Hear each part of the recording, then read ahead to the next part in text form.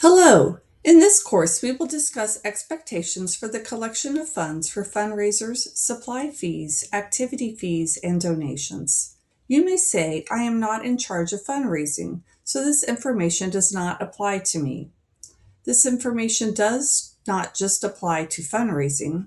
The information in this presentation applies to any collection of funds for fundraisers, supply fees, activity fees, and donations. A collection of funds or goods in any activity involving the participation of a student organization or school for the purpose of raising funds or collecting goods for a specific student organization or school as a whole. Plano ISD School District considers all money collection events to be governed by the district's intent to collect funds or goods procedures. As a sponsor, it is important to know the following. All funds raised must be used to benefit all students in that organization or school, and students cannot be required to participate in a fundraiser, and they cannot be required to raise a certain amount or sell a certain number of items. The following points of information serve as policy in conducting a collection of funds or goods. First, complete the intent to collect funds or goods vector training and acknowledgement. Second, carefully consider the type and number of collections that will be held during the year. Lastly, consider the sales tax implications, the work involved, and the anticipated profit.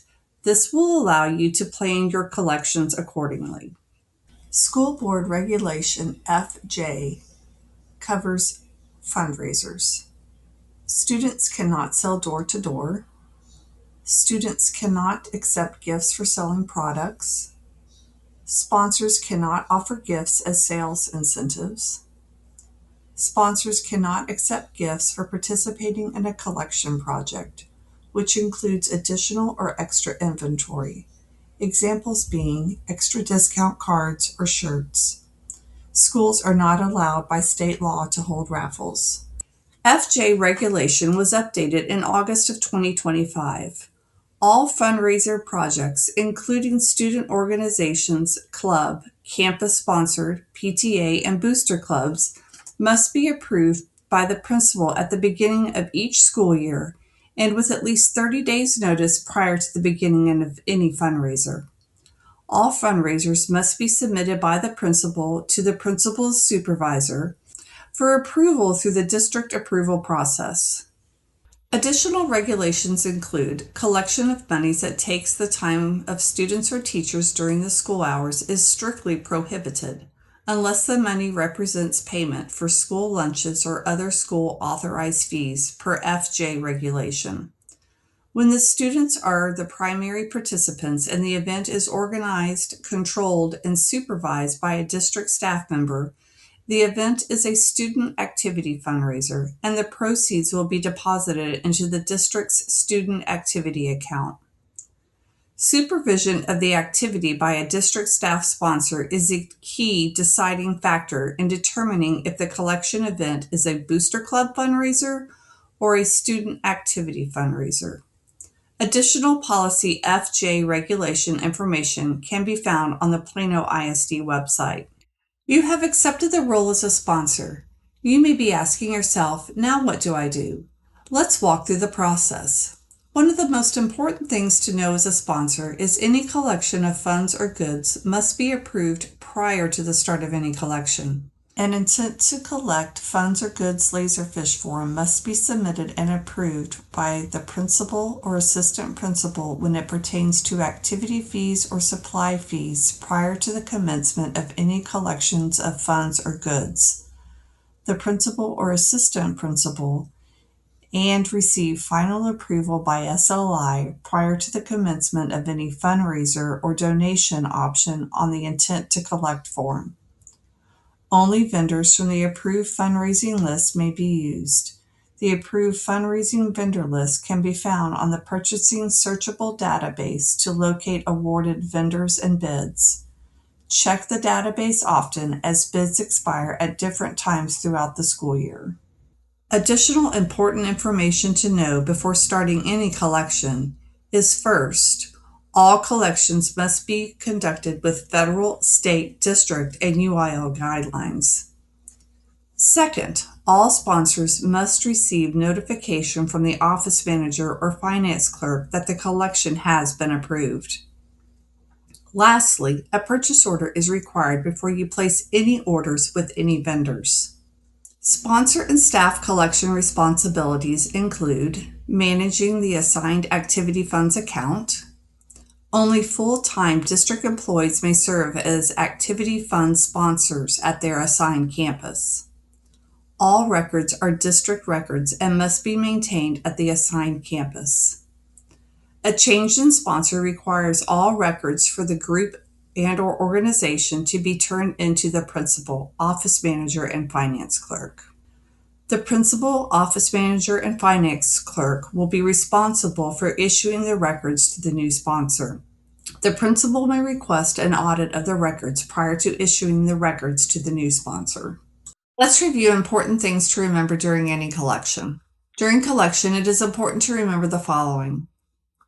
For all money received, the amount received must be documented by issuing a receipt or by completing the tabulation of monies form. All money must be secured daily in the school safe, whether or not it is ready for deposit. All funds in the safe must be processed and deposited by the office manager or finance clerk within 5 working days. All deposits must be counted by 2 staff members. The first staff member is you, the sponsor, and the second is your office manager or finance clerk. No exceptions. Plano ISD cash handling and deposit protocols can be found on the Plano ISD website under staff.pisd.edu, under Department Finance Services. Under Budget and Compliance, you will search for the Intent to Collect Funds or Goods Manual.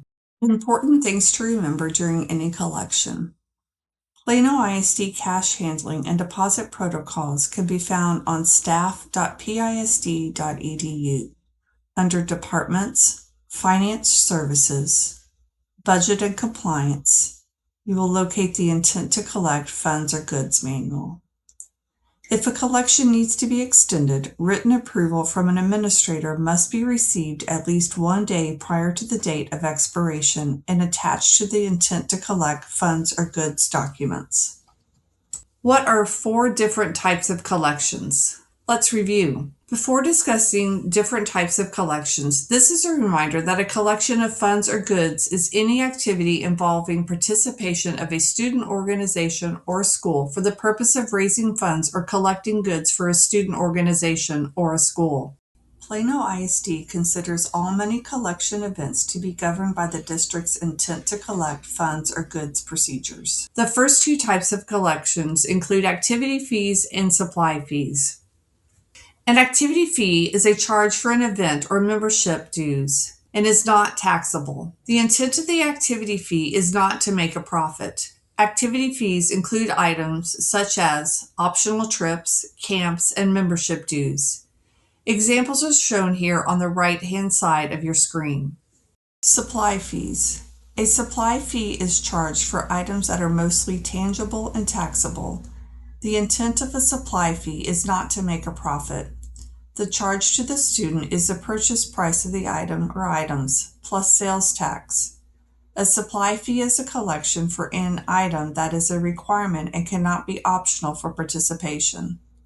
Supply fees include items such as required uniform pieces or material items that contribute to the activity in general for the success of the activity. Tangible items needed for band, choir, or orchestra, which would include binders, pencil pouches, performance shirts, etc. Show fees for theaters, royalty payments, script fees, costume rental, required show shirt, etc. The third type of collection is donations.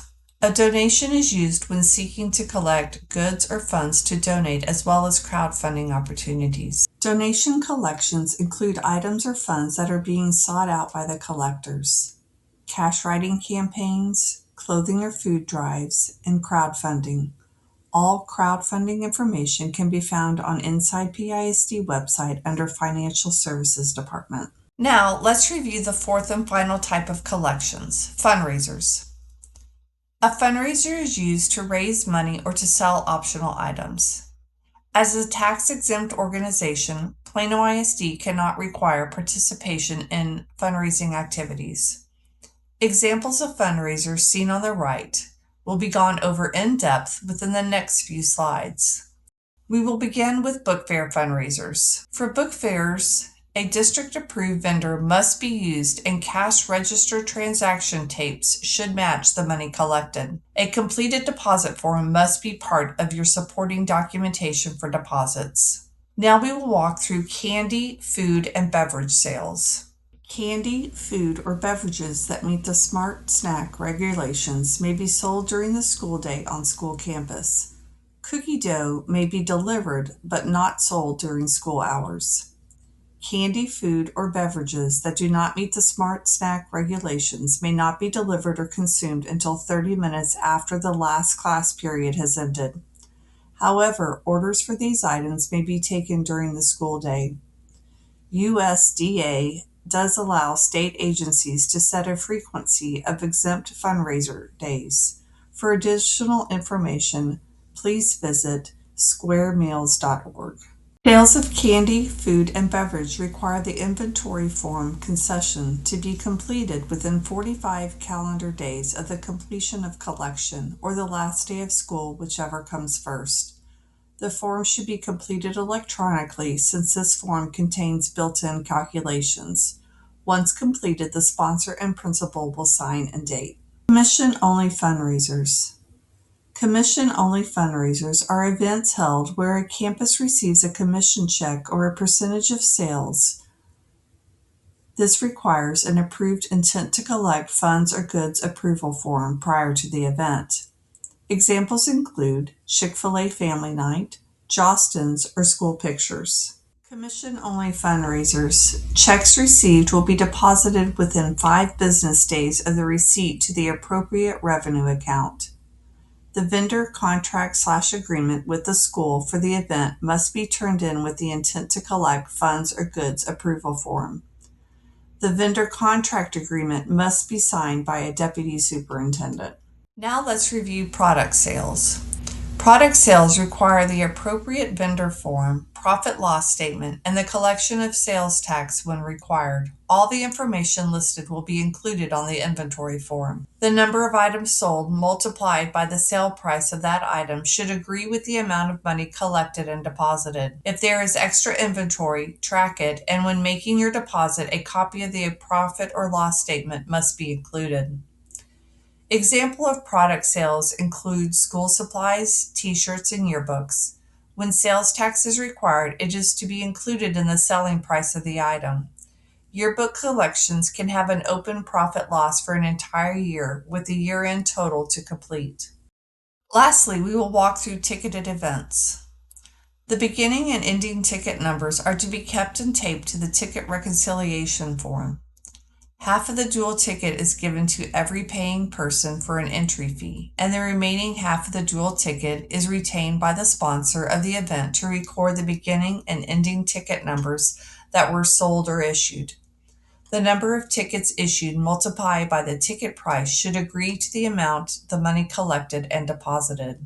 Pre-numbered entry tickets must always be used. A ticket reconciliation form is required to be completed within 45 calendar days of the completion of collection or the last day of school, whichever comes first. For examples of ticketed events, including athletic events, carnivals, catered dinners, dances, etc. There are fees that do not require forms. Let's review them. The collection of these fees do not require the intent to collect process. Fees not requiring forms are 5th grade outdoor school, athletic games, student ID badges, Chromebooks and Chromebook accessories, instrument user fees, lost library books or textbooks, lost uniforms, outfit or other district asset, parking lot fees, and transcripts. What are you responsible for as a sponsor? As a sponsor or staff coordinating the collection, you are responsible for following all procedures and guidelines listed on this slide and the next slide. Sponsor responsibilities include requesting approval for all collection of funds or goods activities, developing a plan and preparing required financial recaps, monitoring the financial position of the account, ensuring sufficient funds are available prior to the purchase request, reviewing the student campus activity fund balance, comparing the transactions in the student campus activity fund balance detailed to sponsor records, notifying the principal, office manager, or finance clerk of any unresolved differences, safekeeping activity fund monies until you have deposited with the office manager or finance clerk, taking all collections with required forms to the office manager or finance clerk daily, counting the money with the office manager or finance clerk to verify form accuracy, maintaining accurate financial records of all monies collected by the club, organization, or group, preparing the profit loss statement within 45 calendar days of the end of the fundraiser or the last day of school, whichever comes first, and submitting it to the office manager or finance clerk, maintaining all information supporting financial activities for 7 years plus the current year. Records should include sponsor records documenting beginning balance, income, expenditures, and ending balance, copies of receipts, tabulation of monies form, and sponsor deposit slips, copies of quotes or invoices, requests for purchase, etc., copies of the intent to collect funds or goods form and the profit loss statement, minutes of student group meetings with detailed of attendance, review and approval of the fundraising activities and expenditures. Now we will review the types of activity funds. There are two types of activity funds, an 865 and a 461 accounts. 865 accounts are student activity accounts where funds are collected by a bona fide student group governed by a representative student body. All 865 accounts must follow all above policies and procedures. 865 funds are raised by student organizations who hold regular meetings and have student officers.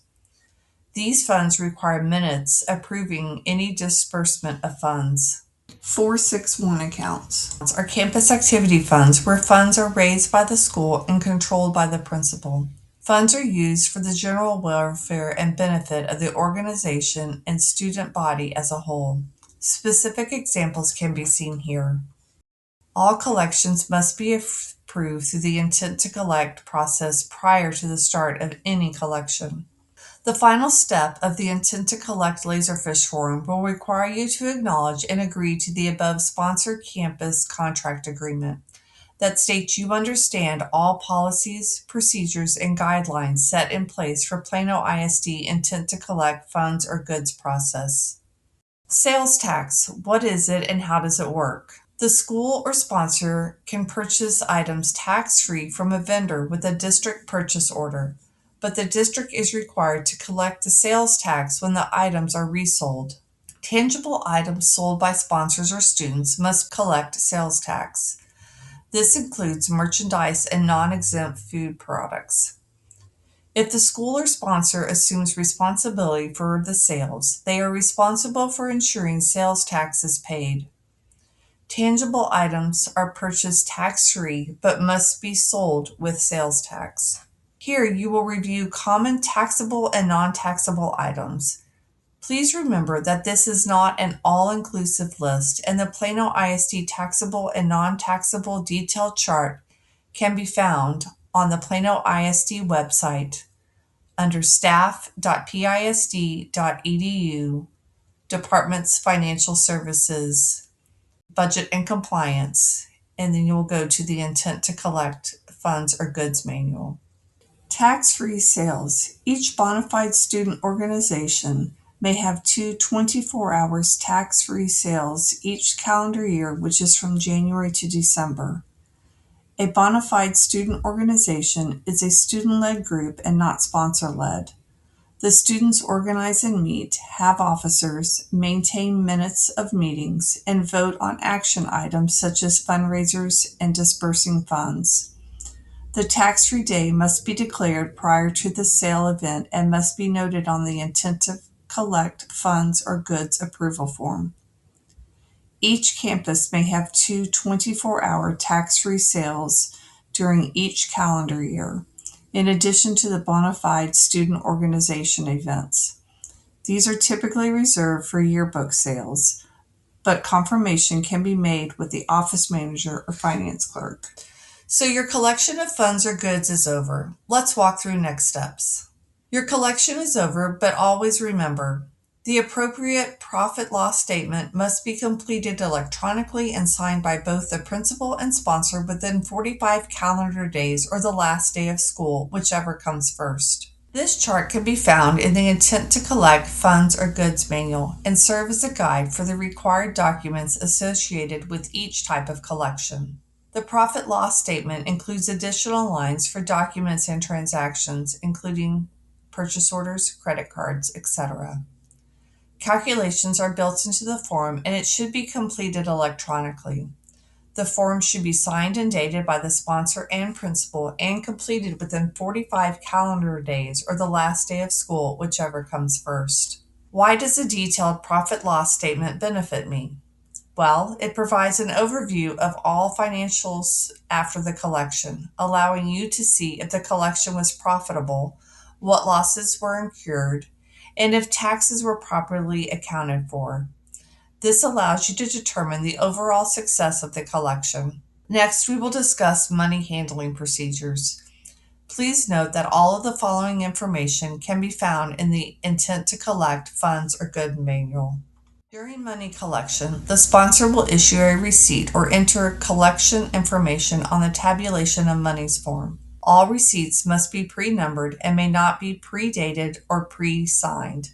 Duplicate or triplicate receipt books are required to be used on each receipt must include the following: name of the person turning in the funds, the student ID number, the dollar amount, a brief description of the payments, signature of the person receiving the funds, and must have the appropriate box checked. The sponsor is responsible for maintaining a complete and accurate records of all receipts.